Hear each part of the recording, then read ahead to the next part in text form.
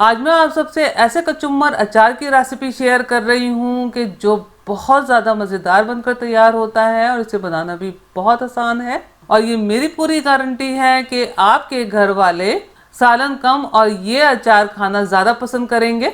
और ये है हरी मिर्च और लहसुन का कचुम्बर अचार। और ये अचार आप एक दफ़ा बनाकर सालों खा सकते हैं। तो कोशिश कीजिएगा कि तमाम टिप्स और ट्रिक्स को फॉलो करते हुए वीडियो आखिर तक देखें। बिस्मिल्लाहिर्रहमानिर्रहीम। अस्सलाम वालेकुम फ्रेंड्स, उम्मीद है आप सब खैरियत से होंगे। ये जो मैं आपसे कचुम्बर अचार की रेसिपी शेयर कर रही हूँ, आप इस अचार को डायरेक्ट रोटी, पराठे और चावल के साथ भी खा सकते हैं। जैसा कि आप भी जानते हैं कि महंगाई बहुत बढ़ गई है, तो महंगाई के इस दौर में ये मज़ेदार अचार ज़रूर बना कर रखें जो सादा दाल सब्जी का जायका भी ज़बरदस्त दोबाला बना देगा। तो यहाँ मैं 1 पाव मोटी वाली हरी मिर्चों और आधा पाव देसी लहसुन का अचार बना रही हूँ, क्योंकि दूसरा जो मोटा वाला लहसुन, जिसे फार्मी लहसुन या चाइना का लहसुन भी कहा जाता है, अचार में उसका रंग बदल के हरा या नीला हो जाता है। मैं यहाँ मोटी मिर्चों का इस्तेमाल कर रही हूँ क्योंकि ये थोड़ी कम तीखी होती हैं, लेकिन अगर आप चाहें तो बारीक मिर्चों का भी इस्तेमाल कर सकते हैं। मैंने मिर्चों को और देसी लहसुन को अच्छे तरीके से धोकर थोड़ी देर स्ट्रेनर में छोड़ दिया था ताकि एक्स्ट्रा पानी निकल जाए। और मिर्चों को बिल्कुल ड्राई करने के लिए किचन टॉवल की मदद से मैंने ड्राई कर लिया। अब इस तरह से डंडियों को हटा देना है। डंडियाँ हटा लेने के बाद इस तरह मिर्चों को रफली चॉप कर लेना है। आप देखिए, मिर्चों को मैंने रफली चॉप कर लिया है। अब इन मिर्चों को बारीक चॉप करना है। अगर मिर्चों को आप चॉपर में चॉप करते हैं तो मिर्चें बहुत ज़्यादा बारीक होकर ग्राइंड सी हो जाती हैं, इसलिए जो मैं आपको मिर्चों को चॉप करने का तरीका बता रही हूँ ये बहुत बेहतरीन है। इससे बहुत जल्दी से मिर्चें चॉप हो जाती हैं। तो आपने स्टील का ग्लास लेना है, क्योंकि स्टील के ग्लास का किनारा काफ़ी पतला होता है। और इस तरह मिर्चों को स्टील के ग्लास की मदद से कुचल लेना है, यानी कि चॉप कर लेना है। अगर आपके पास हैंड चॉपर है तो उससे भी आप मिर्चों को चॉप कर सकते हैं, उससे भी कुछ बेहतर चॉप हो जाती हैं, लेकिन सबसे बेहतरीन तरीका यही है। आप देखिए, मिर्चें बहुत अच्छी चॉप हो गई हैं। अब यहाँ एक बात आप नोट कीजिएगा कि ये हम इंस्टेंट अचार बना रहे हैं, यानी कि अभी बनाइए और अभी खाइए। तो इसलिए मलमल के कपड़े की मदद से मैं इन मिर्चों में से पानी को सेपरेट कर लूँगी, ताकि मिर्चों की तेज़ी भी कम हो जाए और दूसरा, मिर्चों के पानी की वजह से अचार ख़राब ना हो। लेकिन दूसरी सूरत में अगर आप मिर्चों में से पानी सेपरेट करके फेंकना नहीं चाहते तो आप क्या करेंगे, इन चॉप की हुई मिर्चों को एक ट्रे में फैला देंगे और तकरीबन आधे पौन घंटे के लिए धूप में रखेंगे, ताकि इसमें जो पानी है वो ड्राई हो जाए, या फिर पंखे के नीचे तकरीबन 2 घंटे रखेंगे। मिर्चों को निचोड़ लेने के बाद मिर्चों को वापस बोल में ट्रांसफ़र कर देते हैं। अब इन मिर्चों को पतली सी लेयर बनाते हुए मैं पूरे बोल में फैला दूंगी और तकरीबन 10 मिनट पंखे के नीचे रखूंगी। और इतनी देर में हम अचार के लिए लहसुन तैयार कर लेते हैं। अब सेम प्रोसेस से हमने किचन टॉवल की मदद से लहसुन को भी ड्राई कर लेना है, ताकि इसमें मौजूद मॉइस्चर ख़त्म हो जाए। लहसुन ड्राई कर लेने के बाद इसे मैं चॉपिंग बोर्ड पर ट्रांसफ़र कर रही हूँ। अब इस तरह लहसुन को छुरी की मदद से मैं चॉप कर रही हूँ। लहसुन में वाटर कंटेंट कम होता है, तो आप चॉपर को भी ऑन ऑफ करते हुए लहसुन को चॉप कर सकती हैं।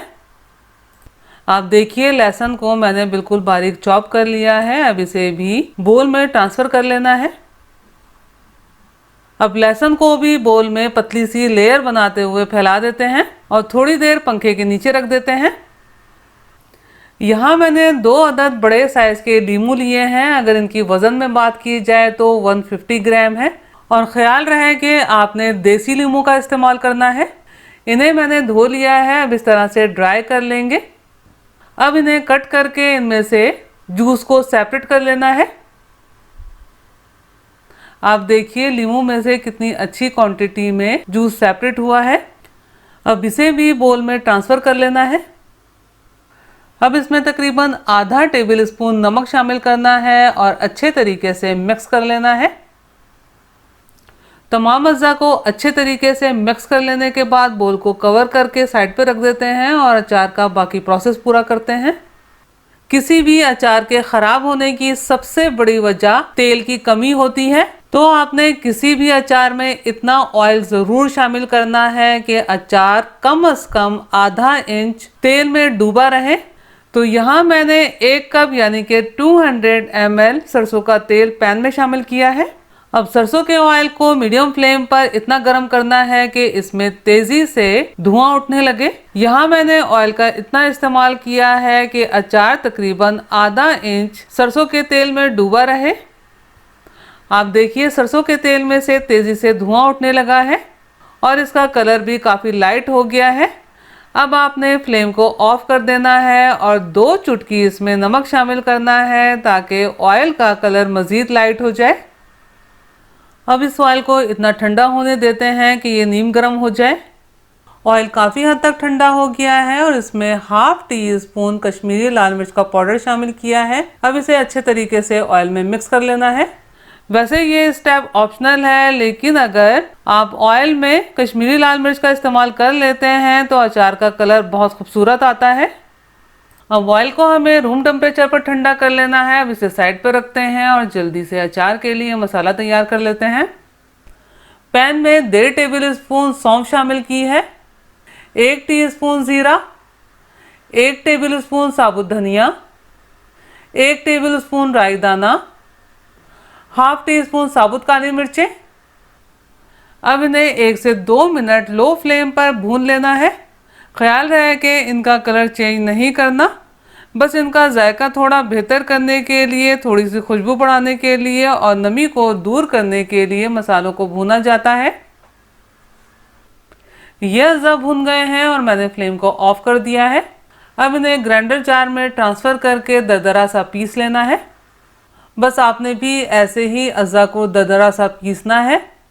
अब इस अचार के मसाले को भी बोल में डाल देते हैं। ½ टीस्पून मेथी दाने को हल्का सा दरदरा पीस लिया है, इसे भी शामिल कर देते हैं। ½ टीस्पून कलौंजी, 1 टेबल स्पून नमक। नमक आप हस्बे ज़ायका इस्तेमाल कर सकते हैं, लेकिन अचार में नमक थोड़ा तीखा रखा जाता है।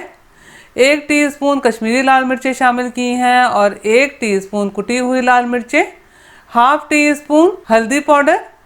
इसमें मैंने अभी फ़िलहाल थोड़ा सा ऑयल शामिल किया है। इन तमाम अज्जा को आपस में मिक्स कर देते हैं।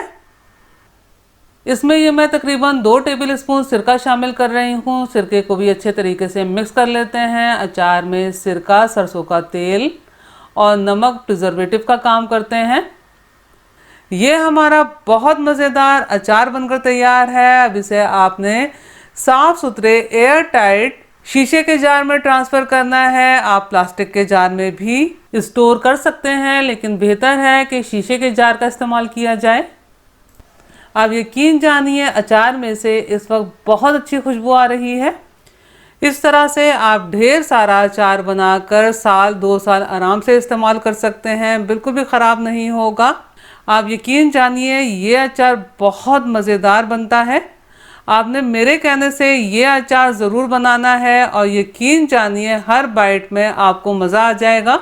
और आपने जिस जार में भी अचार को स्टोर करना है तो उसमें आपने बाकी तेल भी शामिल कर देना है। ये अचार एक दफ़ा ज़रूर ट्राई कीजिएगा और मुझे कमेंट्स करके ज़रूर बताइएगा कि आपको ये अचार कैसा लगा।